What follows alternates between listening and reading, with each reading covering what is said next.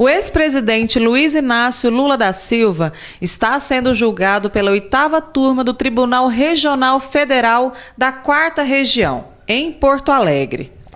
A apelação é contra a condenação de 9 anos e 6 meses de prisão, no caso do triplex do Guarujá.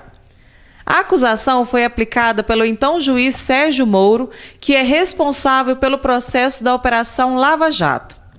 Na sessão, os procuradores e advogados de defesa irão se manifestar. Os 3 desembargadores irão proferir os votos. O Dr. Aires Furquim nos explica melhor sobre a acusação do ex-presidente. Ele trata exclusivamente do assunto triplex, que é um apartamento teoricamente originário de uma empreiteira que foi dado ao presidente Lula e que esse apartamento foi dado em troca de alguns benefícios para essa empreiteira.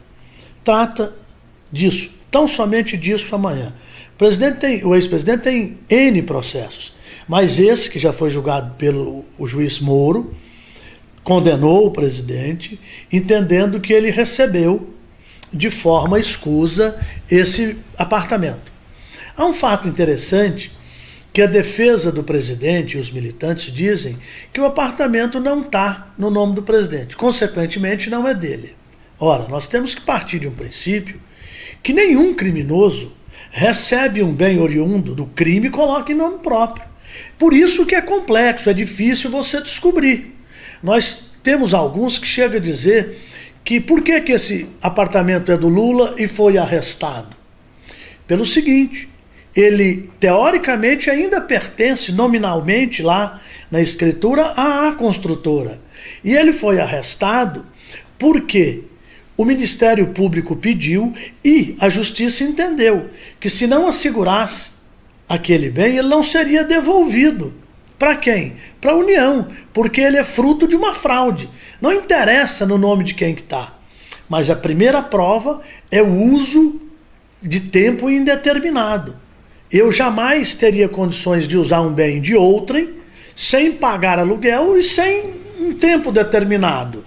Então, estas são as primeiras evidências, fora N outras. Tanto há que há filmes e fotos do presidente dentro do apartamento sugerindo alterações e reformas. O Tribunal Regional Federal da 4ª Região, em Porto Alegre, vai julgar o recurso.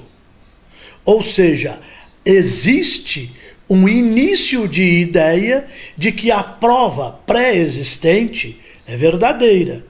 Mas como o primeiro grau é feito por um só juiz e o segundo grau por 3 juízes, existe uma ideia de que 3 cabeças pensantes podem ter ideias diferentes de uma só, objetivando exclusivamente a justiça. A justiça é fundamentalmente existente sob provas. Existem ideias da defesa de que não existe prova, enquanto que a acusação entende que há prova sobejamente. Hoje, ele é condenado. Hoje, ele é um réu que tem obrigação para com a justiça. Só não o será se o recurso desmanchar a sentença.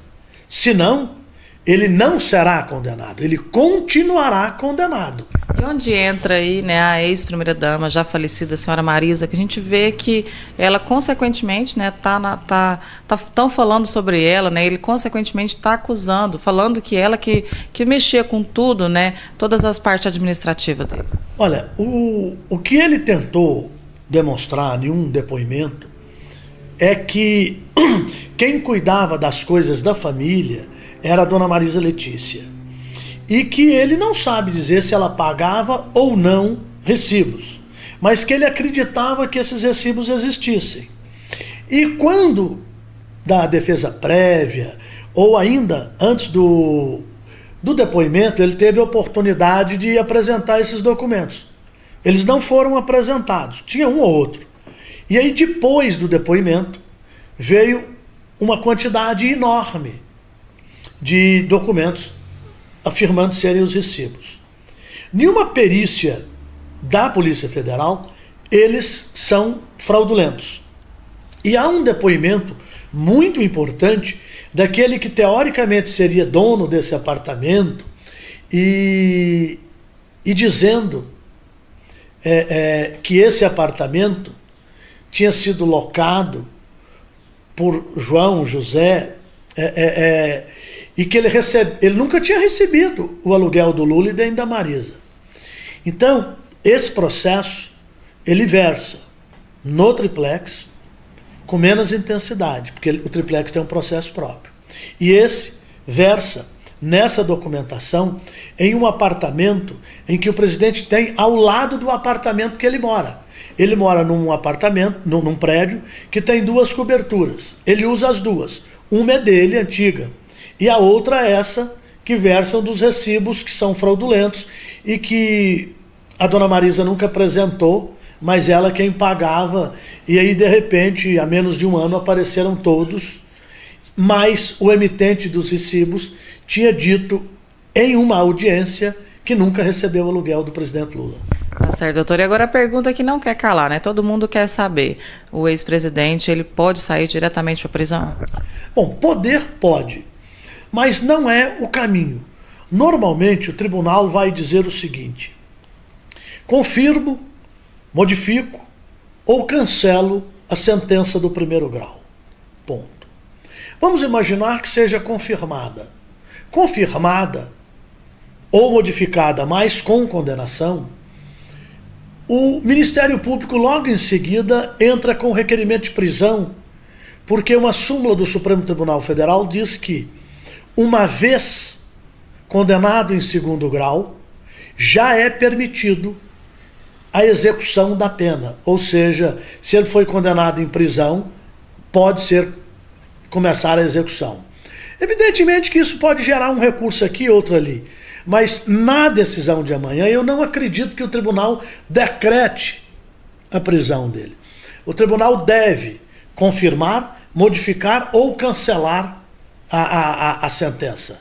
E aí, quem de direito, no caso o Ministério Público, que requeira a execução da pena. Porque nós precisamos entender que juridicamente nós temos a condenação e o processo volta para a vara de execução penal. E é essa quem cumpre a determinação do julgamento, mandando recolher ou não o réu. Tá certo. Doutor Aires, agora para finalizar, muitas pessoas comentam, né, falam que foram tanta corrupção, né, Petrobras, né, muitos bilhões da Previdência, e por que somente, né, focar no triplex e não nas outras tantas mais corrupção que aconteceu durante o mandato do ex-presidente? Bom, existem vários, se não me engano, mais de 20 processos contra o ex-presidente. E cada um tem a sua velocidade peculiar. Quer dizer, todos serão julgados, todos os atos.